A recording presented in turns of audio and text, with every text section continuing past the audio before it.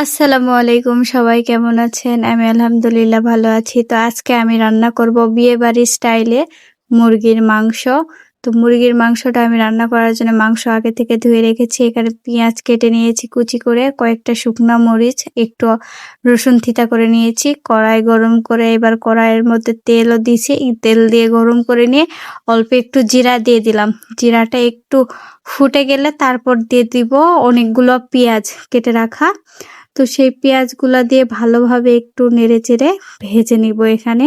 তো প্রথমে আমি আলাদাভাবে একটু ভেজে নিলাম, নিয়ে হালকা একটু লাল লাল হলে এখানে দিয়ে দিব 2টা তেজপাতা, একটু দারচিনি, 2টা সাদা এলাচ আর একটা কালো এলাচ। কারণ আমার এখানে মাংস অল্প একটু, এই জন্য আমি সবকিছু অল্প অল্প করে দিলাম। তো এগুলো নিয়ে আরেকটু নাড়াচাড়া দিয়ে ভেজে নিয়ে দিয়ে দেব থিতা করে রাখা রসুনগুলো দিয়ে আবার একটু হালকা ভেজে নিব।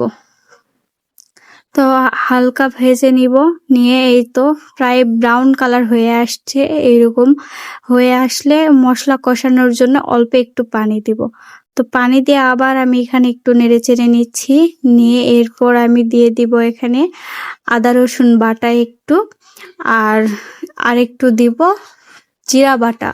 তো এখানে চাইলে জিরার গুঁড়াও দিতে পারেন, তো আমরা জিরা বাটায় দিয়ে দিয়েছি। তারপর দিব একটুখানি লবণ, একটু হলুদের গুঁড়া, পরিমাণ মতো মরিচের গুঁড়া, যে যেমন ঝাল খান তেমন দিয়ে দিবেন। তো আমাদের বাসায় সবাই একটু কম ঝাল খাই আমরা, তো এই জন্য একটু কমই দিলাম। তারপর দিয়ে দিলাম একটু ধনিয়া গুঁড়া, দিয়ে মশলাটাকে আমি ভালোভাবে কষাচ্ছি।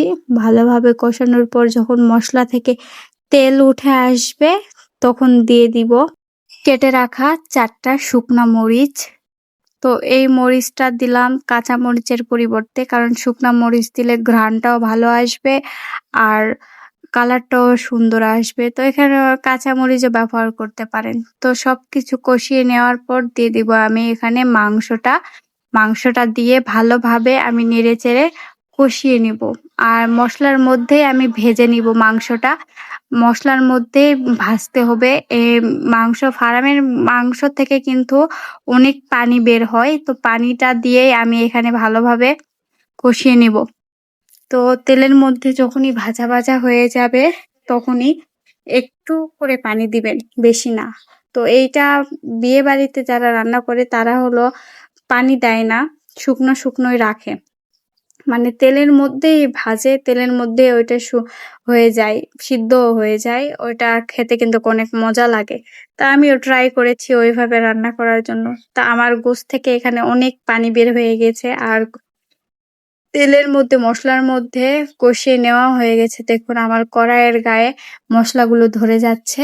তো এই পর্যায়ে আমি দিয়ে দিব অল্প একটু পানি। আমি এখানে পানিটা অল্পই দিব, বেশি দিব না, হালকা একটু পানি দিব যাতে একটু সিদ্ধ হয়। তো পানিটা দিয়ে আমি আবার ভালোভাবে নাড়াচাড়া দিয়ে নিব, যাতে কড়াইয়ের গায়ে যেগুলো মশলা আছে সেগুলো মশলাগুলো যেন নিচে চলে যায় গোছের মধ্যে, মাংসের মধ্যে। তো এইভাবে আমি ভালোভাবে নাড়াচাড়া দিয়ে এখন এই গোশটা কিছুক্ষণের মধ্যে ঢেকে দেব কিছুক্ষণের জন্য। তো আমার ঢাকা দেওয়া হলে একটু পরে ঢাকনা উঠায় দেখি আমার গোশের পানি প্রায় শুকিয়ে এসেছে। আবার আমি ভালোভাবে নাড়াচাড়া দিব, নাড়াচাড়া দিয়ে ভালোভাবে সিদ্ধ করে নিব, মানে আবার কষিয়ে নিব। ওই পানিটা শুকিয়ে গেলে আবার পানি দিব। তো এখানে আমি যেই পানিটা দিয়েছিলাম সেই পানির মধ্যেই একটু নাড়াচাড়া করতেছি ঢাকনা উদাম রেখে। ঢাকনা আর দেব না, ঢাকনা দিলে গোশটা বেশি সিদ্ধ হয়ে যাবে, গলে যাবে।